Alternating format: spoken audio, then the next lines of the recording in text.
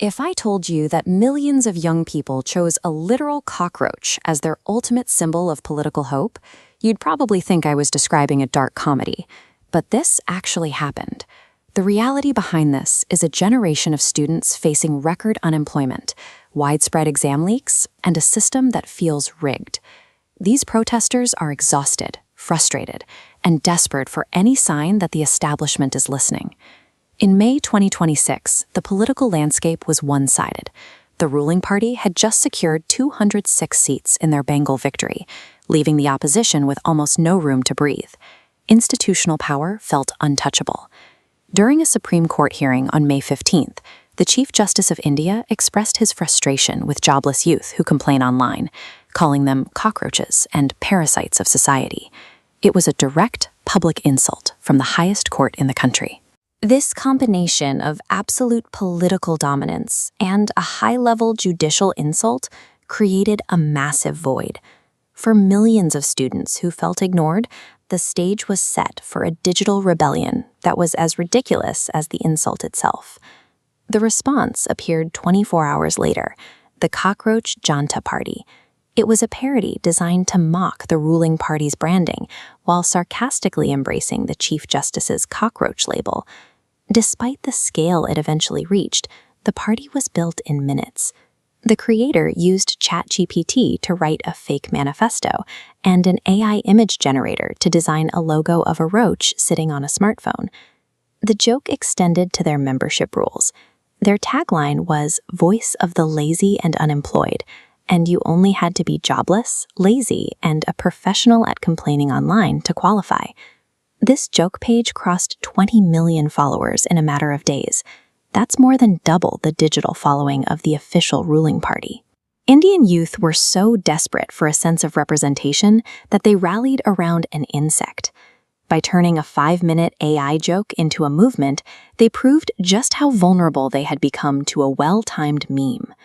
Managing a digital army of 20 million people requires a specific kind of professional oversight.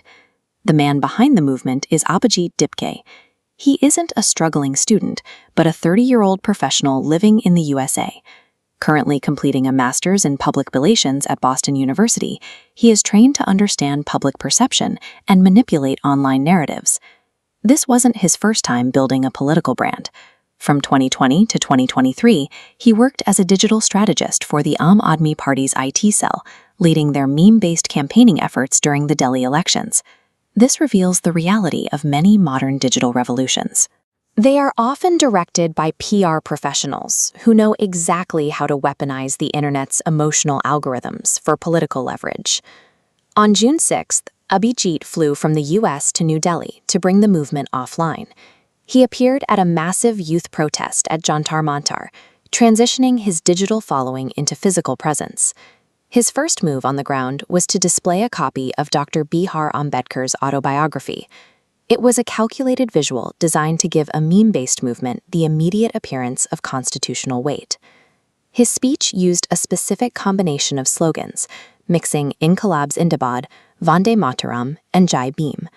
This was a strategy to signal support to nationalist, left-wing, and Dalit groups all at once.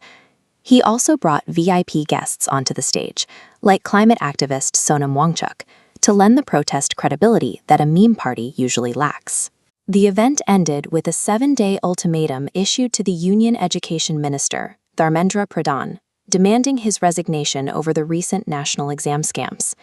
These steps follow a standard PR playbook. The Jantar Mantar event provided the cinematic visuals necessary to launch a political career, using real crowd grievances as the primary marketing material. The anger behind this is justified. The failures in the education system and the mental health crisis among unemployed youth are real and documented issues. However, there is a danger in giving that loyalty to a PR strategist who views student desperation primarily as a dataset for a political campaign. Critics have already begun labeling this movement as Op 2.0, a new political vehicle built on top of a viral trend. Demanding change is a necessity, but when youth trauma is handed over to a PR professional in exchange for a few jokes and an AI logo, the movement stops being a rebellion and simply becomes a product.